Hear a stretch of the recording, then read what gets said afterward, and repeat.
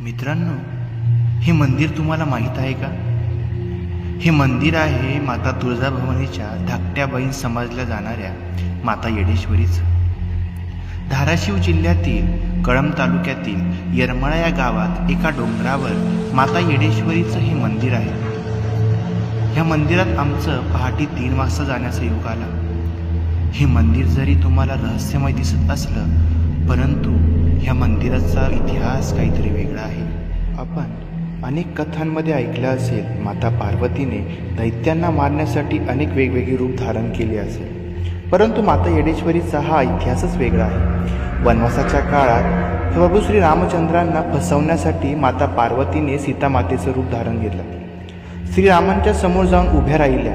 त्याच वेळेस श्रीरामांच्या तोंडातून "आई, तू येडी आहे का?" असा उच्चार निघाला.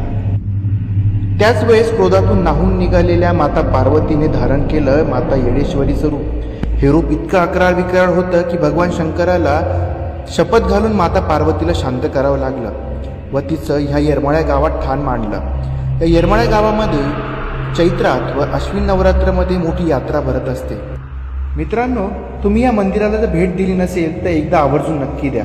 आणि अशीच नवीन व्हिडिओसाठी आपल्या हिडन नाशिक पेजला फॉलो करा.